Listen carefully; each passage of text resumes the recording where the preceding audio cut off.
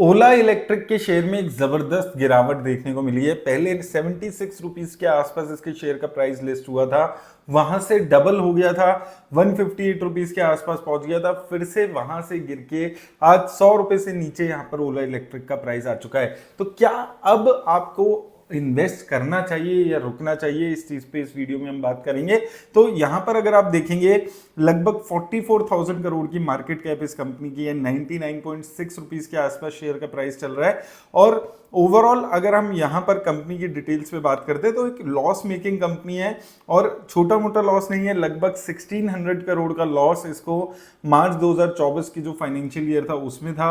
उससे पहले अगर हम देखिए 1500 करोड़ के आसपास के लॉसेस थे। जून अलोन में 350 करोड़ के आसपास के लॉसेस यहां पर कंपनी को देखने को मिले हैं। अभी अगर हम बात करते हैं यहां पर कंपनी की वैल्यूएशंस निकालनी थोड़ी सी इस लेवल पे डिफिकल्ट हो जाती है, क्योंकि कंपनी एक लॉस मेकिंग कंपनी यहां पर नजर आती है। अगर हम सेल्स की ग्रोथ की बात करें तो अच्छी ग्रोथ है सेल्स में, शायद इसीलिए यहां पर हायर वैल्यूएशंस कंपनी को मिली हुई है। और आप अगर देखेंगे 3 मेजर कंपनी को छोड़ दें ऑटोमोबाइल सेक्टर में, तो यहां पर 3rd नंबर पे ये मोटरसाइकिल की बिजनेस में ये कंपनी यहां पर आती है। इससे ऊपर आइशर मोटर्स, इसके अलावा टीवीएस और हीरो मोटोकॉर्प यहां पर देखने को मिलता है। अब यहां पर आपको समझना है कि कंपनी में इतनी तेज वैल्यूएशंस क्यों है और क्या अचानक से यहां पर प्रॉफिट हो जाएंगे। तो देखिए, जैसे आपको जोमेटो में देखने को मिला था, वहां पर एक सर्टेनिटी थी, जो मैनेजमेंट थी वो लगातार शेयर होल्डर से बात करके बता रही थी कि अगले 6 महीने साल भर में हम प्रॉफिटेबल हो जाएंगे, और जैसी गाइडेंस थी वैसे ही उस शेयर की कंपनीज ने परफॉर्म किया और इसलिए आज जोमेटो इन्वेस्टर्स को एक अच्छी खासी रिटर्न जनरेट करके दे सकी है। वहीं दूसरी तरफ पेटीएम जैसी एक कंपनी रही जहां पर इन्वेस्टर्स को बहुत ज्यादा नुकसान हुआ। आज भी वो कंपनी लॉस मेकिंग है, क्योंकि वहां पर जो मैनेजमेंट थी उसके पास विजन नहीं था कि हम प्रॉफिटेबल कब होंगे।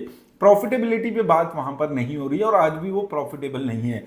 सिमिलर सिचुएशन अभी ओला इलेक्ट्रिक के साथ नजर आती है।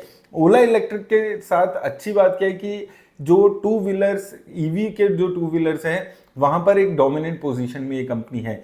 लेकिन उसके साथ साथ आपको समझना है कि अब जो बाकी कंपनीज हैं, जैसे कि हीरो मोटोकॉर्प है, टीवीएस है, बजाज है, ये कंपनीज भी अब धीरे धीरे ईवी के बिजनेस में, टू व्हीलर्स में उतर रही है। और इसके वजह से आने वाले टाइम में ओला इलेक्ट्रिक का जो शेयर है, मार्केट शेयर है, वो कम हो सकता है। और ओवरऑल भी अगर आप देखेंगे, जब तक कोई कंपनी प्रॉफिटेबिलिटी में नहीं आती तब तक ये चीज कहना बहुत ज्यादा मुश्किल है कि आने वाले टाइम में किस लेवल्स तक उसके शेयर्स यहां पर पहुंच सकते हैं।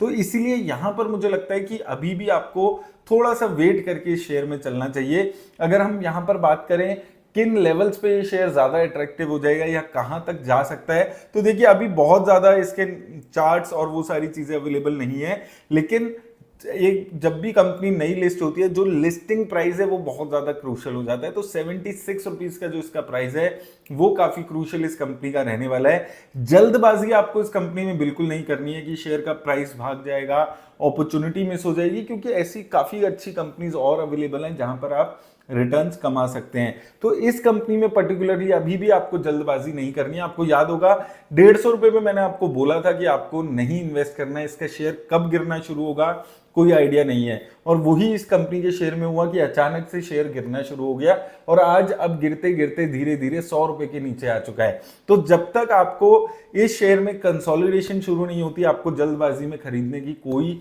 जरूरत नहीं है। शेयर कहां तक गिरेगा, कब तक गिरेगा, ये चीज कहना मुश्किल है। इसलिए आपको जल्दबाजी में इन्वेस्ट नहीं करना है। मैं हमेशा बोलता हूं कि जब तक शेयर नीचे गिर रहा है, बीच में आपको घुस के उस शेयर में इन्वेस्ट नहीं करना है। और जब तक नीचे के लेवल पे कंसोलिडेशन शुरू ना हो जाए, अब हो सकता है वो 100 रुपए पे कंसोलिडेशन हो सकता है 120 रुपए पे हो सकता है 80 रुपए पे हो। जब तक वो कंसोलिडेशन शुरू नहीं होती, आपको इस शेयर से दूर रहना है, क्योंकि वैसे भी प्रॉफिटेबिलिटी से अभी बहुत ज्यादा दूर है ये शेयर। ऐसा कोई अचानक से बड़ी न्यूज आकर ये शेयर अचानक से, ऐसा नहीं है कि ट्रिपल या 4 गुना ये शेयर यहां से हो जाएगा।